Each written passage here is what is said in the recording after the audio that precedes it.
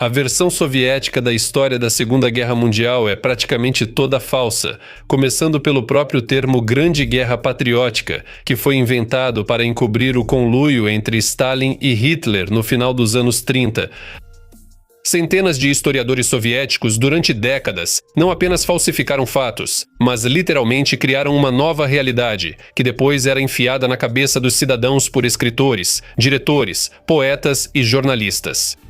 Essa realidade virtual é tecida por inúmeras falsificações, algumas das quais surgiram ainda durante a própria guerra.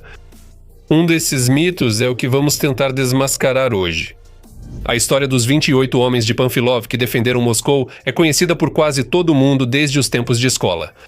No local onde os heróis morreram, foi construído um memorial pomposo. Em homenagem a eles, dezenas de ruas, parques e bairros em cidades da antiga URSS receberam seus nomes. A batalha no desvio ferroviário de Dubozekovo entrou em todos os livros didáticos e se tornou parte da versão canônica soviética da Segunda Guerra Mundial. E tudo estaria bem, se não fosse por um problema. Nunca existiram 28 panfilovitas. Essa história foi completamente inventada. Neste episódio, vamos falar sobre o que realmente aconteceu no desvio ferroviário de Dubozekovo em novembro de 1941. Quem estava na origem do mito dos 28 panfilovitas e por que, após a guerra, a Procuradoria-Geral da URSS se interessou por esse caso. Você também vai descobrir como a Rússia moderna tenta ressuscitar o mito soviético e usá-lo para doutrinar ideologicamente a sociedade. Meu nome é Semyon, canal Mega Show TV. Vamos começar!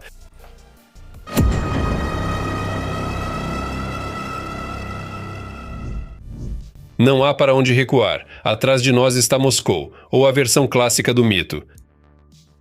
Novembro de 1941. Sem dúvida, o período mais difícil da história da União Soviética. O destino do país, nesse momento, literalmente estava por um fio. Nesse momento, o inimigo já ocupava a Ucrânia, Bielorrússia, os países bálticos e parte importante da RSFSR. O Exército Vermelho teve perdas inéditas na história militar. Após a derrota na Batalha de Smolensk e a catástrofe de Vyazma, os hitleristas estavam às portas de Moscou. Parecia que o destino da capital soviética estava selado. Os hitleristas queriam cercar a cidade, contornando-a com ataques massivos pelo norte e pelo sul. Em 15 de novembro, os alemães, empregando um grande número de blindados, iniciaram uma ofensiva na região de Volokholamsk. No caminho desse ataque estava a divisão do general Panfilov, composta principalmente por moradores das RSS do Quirguistão e do Cazaquistão. A divisão foi formada já após o início da guerra. Seu efetivo era de 11.500 pessoas. Ela foi adicionalmente reforçada com artilharia. O general-major Panfilov, comandante da divisão, foi comissário militar da RSS do Quirguistão antes da guerra, participou da Primeira Guerra Mundial, da Guerra Civil, da campanha polonesa e reprimiu levantes antibolcheviques na Ásia Central. Por enquanto, estamos falando apenas de fatos que são confirmados documentalmente e não suscitam grandes dúvidas. Bem, agora vamos passar ao próprio mito. Diz-se que, em 16 de novembro, 28 pessoas da 4ª Companhia do 1075º Regimento de Infantaria, lideradas pelo comissário político Vassily Kloshkov, defenderam-se contra os nazistas que avançavam, na região do desvio ferroviário de Dubozekovo, a 7 km a sudeste de Volokholamsk. Nesse setor da frente, os alemães empregaram cerca de 50 tanques e um grande número de soldados. Durante horas de combate, os heróis panfilovitas supostamente destruíram 18 tanques, mas todos morreram até o último. A frase do comissário político Kloshkov, dita antes da batalha, tornou-se lendária. A Rússia é grande, mas não há para onde recuar. Atrás de nós está Moscou. Também é mencionado um traidor, aparentemente o 29º, que ficou com medo e quis se render aos alemães, mas foi imediatamente baleado pelos próprios companheiros. Não está claro como isso era sabido, se todos morreram, mas enfim. Pela primeira vez, toda a nação soube sobre o feito dos panfilovitas perto de Dubozekovo através de uma matéria do correspondente de guerra Vassily Karateyev, publicada no jornal Estrela Vermelha em 27 de novembro de 1941. Nela, não foram mencionados os nomes dos heróis, nem o número deles, apenas foi dito que lutaram heroicamente. Todos morreram sem exceção, mas não deixaram o inimigo passar. O comandante do destacamento foi apontado como um certo comissário Diev. No dia seguinte, no mesmo jornal Estrela Vermelha, saiu um editorial assinado pelo secretário Alexander Krivitsky. Aqui, pela primeira vez, apareceu o número que depois se tornou canônico: 28 panfilovitas. Em 22 de janeiro de 1942, o jornalista publicou mais um artigo, onde indicou os sobrenomes dos heróis caídos e também descreveu novamente em detalhes o feito deles. É justamente Krivitsky que pode ser chamado de principal criador do mito sobre a batalha perto do entroncamento de Dubozekovo. Os artigos sobre o feito dos 28 panfilovitas tiveram grande repercussão na sociedade soviética, tanto no exército quanto na retaguarda. Os heróis caídos foram vingados em todas as frentes. Seu feito realmente se tornou um padrão de coragem militar. Em abril de 1942, o comando da Frente Ocidental solicitou ao comissário de defesa que todos os soldados mortos perto de Dubozekovo recebessem o título de Herói da União Soviética. Parecia que tudo estava resolvido, porém essa história teve uma continuação muito incomum. Os heróis panfilovitas sob investigação. Em novembro de 1947, por colaboração com os ocupantes alemães, a promotoria da região de Kharkiv prendeu um certo Ivan Dobrobabin. Ele foi capturado e, depois disso, serviu como chefe de polícia no território temporariamente ocupado da região de Kharkiv. Em 1943, ele foi preso pelas autoridades soviéticas, mas fugiu e voltou para os alemães, onde continuou trabalhando como policial, participando do envio forçado de cidadãos soviéticos para trabalhar na Alemanha. E o que isso tem a ver com os panfilovitas? Naquela época, havia milhares de casos semelhantes. Sim e não. A questão é que Ivan Dobrobabin era listado como um dos 28 panfilovitas que teria morrido heroicamente há 6 anos perto do entroncamento de Dubozekovo e sido condecorado póstumamente com a mais alta honraria soviética. Até encontraram com Dobrobabin um livro sobre os heróis panfilovitas. No interrogatório, o ex-policial admitiu ter participado da batalha perto de Dubozekovo, mas negou feitos heróicos. Foi levemente ferido e capturado. Ele também disse que leu com grande interesse sobre seu heroísmo no livro de Krivitsky. Por suas aventuras, o falso herói recebeu 15 anos em campos de trabalho com confisco de bens. Ainda antes, outro herói panfilovita apareceu, Danil Kujabergenov, sobre quem o jornal Estrela Vermelha dizia: vai direto para a boca da metralhadora inimiga, cruzando os braços no peito, Kujabergenov cai morto. Na verdade, ele não apenas sobreviveu, mas também chegou a ser investigado. Em maio de 1942, ele foi preso sob a acusação de rendição voluntária ao inimigo. Durante a investigação, Kujabergenov também declarou que só sabia sobre seu suposto feito em Dubozekovo pelas notícias de jornal e que não tinha nada a acrescentar sobre isso. Após Dobrobabin e Kujabergenov, mais 3 heróis panfilovitas surgiram do esquecimento.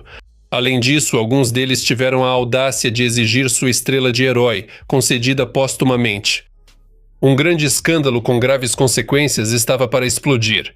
Afinal, naquela época, os panfilovitas já faziam parte do panteão soviético de heróis e todos os cidadãos da URSS conheciam seus feitos.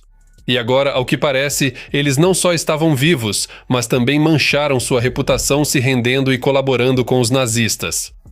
A Procuradoria-Geral da URSS assumiu o caso. Durante a investigação, jornalistas e escritores envolvidos na criação do mito dos 28 panfilovitas foram interrogados, assim como testemunhas e participantes dos eventos mencionados.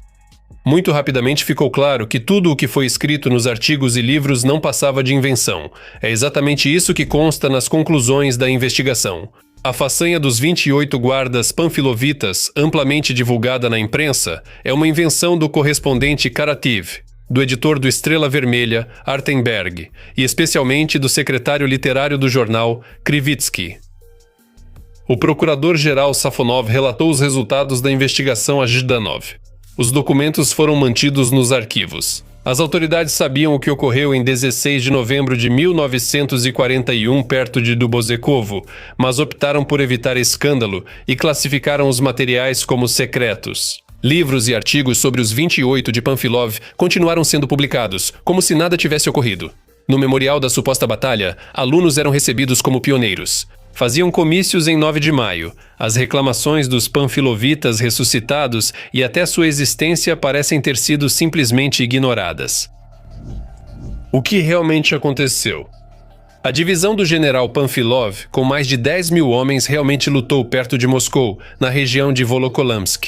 Em 16 de novembro de 1941, perto da desvio ferroviário de Dubozekovo, soldados da 4ª Companhia do 2º Batalhão do 1075º Regimento de Infantaria da divisão Panfilov realmente repeliram um ataque de tanques dos nazistas. Só que não eram 28, mas cerca de 140 homens, e realmente muitos morreram nessa batalha. E não é de se estranhar, pois para todos os 140 homens havia apenas 4 fuzis antitanque e a principal arma dos soldados para destruir tanques eram granadas e garrafas com mistura incendiária. Parece pouco para destruir dezenas de tanques alemães. Os alemães, por sua vez, avançavam nesse setor da frente com forças de 2 divisões de tanques e 2 divisões de infantaria. O principal ataque caiu na junção entre a divisão de Panfilov e o corpo de cavalaria do general Davator. O 1075º Regimento de Fuzileiros repeliu o primeiro ataque do inimigo, destruindo 6 tanques. No entanto, já por volta das 4 horas a defesa foi rompida e os soldados sobreviventes foram obrigados a recuar para novas posições. Não restaram muitos deles. Da 4ª Companhia, apenas 25 pessoas.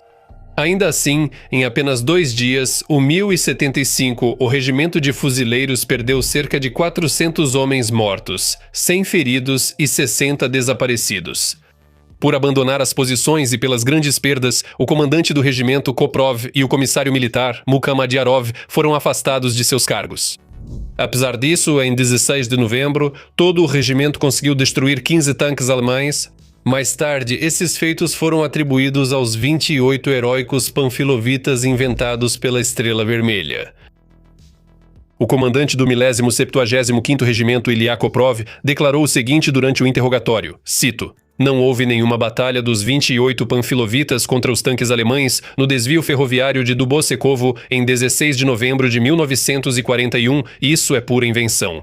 Nesse dia, no desvio ferroviário de Dubozekovo, quem lutou contra os tanques alemães foi a 4ª Companhia do 2º Batalhão e realmente lutou de forma heróica. Mais de 100 pessoas da companhia morreram, e não 28 como foi escrito nos jornais. Segundo Koprov, nenhum correspondente o procurou nesse período. E ele nunca falou para ninguém sobre a Batalha dos 28 Panfilovitas, e também não poderia falar, pois essa batalha simplesmente não aconteceu. Koprov também disse não saber em quais materiais os artigos do Livro Vermelho foram baseados. Koprov ouviu falar pela primeira vez sobre os 28 panfilovitas no final de dezembro de 1941, quando o correspondente do Estrela Vermelha, Krivitsky, chegou ao regimento junto com representantes do departamento político da divisão. Na conversa com Koprov, o jornalista declarou diretamente que precisava de 28 guardas da divisão de Panfilov que lutassem contra os tanques alemães. Ao que Koprov respondeu que todo o regimento lutou contra os tanques e que ele não sabia nada sobre a Batalha dos 28 Guardas. Os sobrenomes dos combatentes para a lista foram fornecidos de memória a Krivitsky, pelo capitão Gundilovich. Como nasceu o mito? Por que o Estrela Vermelha escreveu sobre os 28 homens de Panfilov e não sobre 43 ou 70?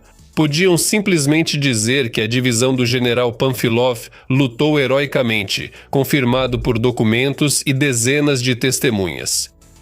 Em meados de novembro de 1941, o correspondente Karativ foi enviado para a linha de frente. Não o deixaram ir à linha de frente, que era um verdadeiro inferno. Era preciso trazer material para a redação. Foi então que ele ouviu do comissário da divisão Panfilov, Egorov, sobre uma companhia reduzida que lutou heroicamente perto do entroncamento de Dubozekovo e morreu em sua totalidade. 2 traidores tentaram desertar para os alemães, mas foram supostamente fuzilados pelos próprios companheiros. Na verdade, Egorov não estava presente no local da batalha. Ele soube sobre ela pelo comissário do 1075º Regimento. Na verdade, esse também não estava no local da batalha. Ele ouviu sobre isso de outra pessoa. Quando Karativ contou essa história ao editor-chefe Artenberg, ele perguntou quantas pessoas poderiam estar nessa companhia desgastada pelos combates. Karativ respondeu, cerca de 30 pessoas, menos 2 traidores. Foi assim que chegaram aos 28 heróis de Panfilov. Na verdade, depois Artenberg e Karativ decidiram que 2 traidores em 30 pessoas era meio demais. Por isso, na versão canônica do mito, há apenas um traidor. Bem, depois entrou em cena o secretário literário da Estrela Vermelha, Krivitsky, que retratou tudo isso em forma artística. No interrogatório, Krivitsky foi questionado sobre a origem da frase atribuída ao comissário político Klochkov. A Rússia é grande, mas não há para onde recuar. Atrás de nós está Moscou. Ele, sem hesitar, respondeu que as inventou sozinho. Ele também confessou ao investigador que, após a batalha, não conversou com nenhum dos feridos ou sobreviventes da divisão de Panfilov. Nos anos 70, Alexander Krivitsky relatou ter sido supostamente pressionado pela promotoria. Prometeram que, se ele não admitisse que inventou a história dos 28 panfilovitas, seria enviado para Colima. Não está claro por que os investigadores precisavam disso. O mito dos panfilovitas se encaixava bem na propaganda soviética da Segunda Guerra Mundial. Então, por que pressionar seus criadores? Além disso, os depoimentos de outras testemunhas dos acontecimentos claramente provavam que a história dos 28 heróis que pararam 50 tanques era uma invenção do começo ao fim. Os mais recentes falsificadores da história. A lenda dos 28 panfilovitas durou até o fim da União Soviética. Só no início dos anos 90, quando os arquivos começaram a ser abertos, a sociedade soube a verdade. Parecia que esse assunto poderia ser encerrado para sempre, mas acabou que não. Em 2009 começaram na Rússia as filmagens do filme 28 Panfilovitas, cujo roteiro se baseia naquele mesmo mito soviético inventado pelos jornalistas da Estrela Vermelha. Os Ministérios da Cultura da Rússia e do Cazaquistão também financiaram o projeto. A estreia do filme aconteceu em 16 de novembro de 2016 em Volokholamsk. Depois disso, começou a exibição em todos os cinemas russos. E aqui, o diretor do Arquivo Estatal da Rússia, Sergei Mironenko, passou uma bela rasteira nos criadores desta obra de propaganda. No Congresso Mundial da Imprensa Russa em Moscou, ele declarou publicamente que a história dos 28 panfilovitas é um mito. Isso aconteceu em 2015, quando as filmagens do filme estavam a todo vapor e já haviam sido investidos recursos consideráveis nele. Além disso, o arquivo havia classificado como secreto o relatório do principal procurador militar, Nikolai Afanassiev, para Didanov. Sim, daquela mesma investigação do pós-guerra. Nela estava claramente escrito que a Batalha dos 28 Panfilovitas era um mito inventado por jornalistas soviéticos.